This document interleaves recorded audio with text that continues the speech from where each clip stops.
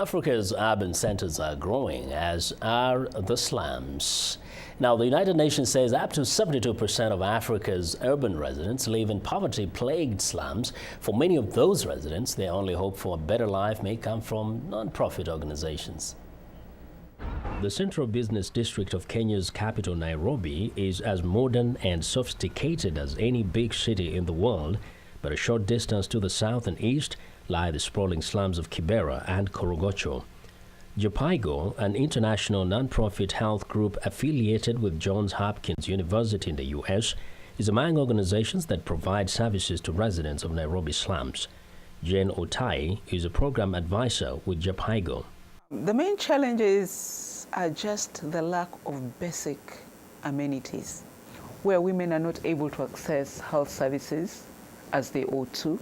Children are not able to access health as they ought to, and this really compromises on their health. Jopaigo runs clinics that offer family planning services, HIV and AIDS testing, and treatment and immunization of children in the slums of Korogocho and Viwandani.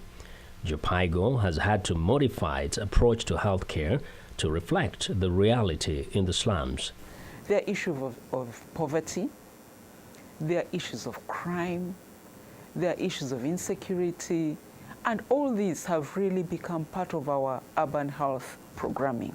Otai says her organization tries to understand the issues through the eyes of the residents. It also solicits their views on how best to tackle the problems. Jopaigo collaborates with government agencies and other non-governmental organizations to address issues that are beyond its mission and capabilities. When you talk about water and sanitation, we've worked with other organizations like Practical Action to come in and help with issues of water and sanitation. So apart from our technical area of health, we've been able to link the community with other organizations that can then fill in the other gaps that maybe Jopaigo is not able to. In the Korogocho and Viwandani slums, local NGOs report that women of all ages are routinely raped and may be impregnated or infected with HIV. Most of these cases are never reported to the police.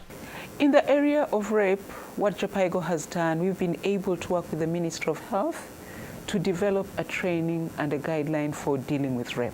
We've also been able to train the service providers in the health facilities in the urban slums.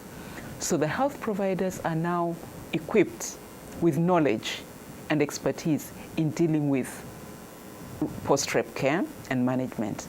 Otai says her organization trains community health workers to identify rape victims and also play the role of paralegals. So that they can be able to know how to file simple cases with the police, with the courts. But apart from that, we've also trained the police to be able to deal with issues of rape.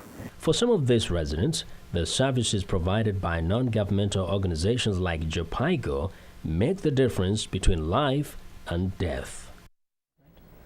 That's a wonderful story, Makori.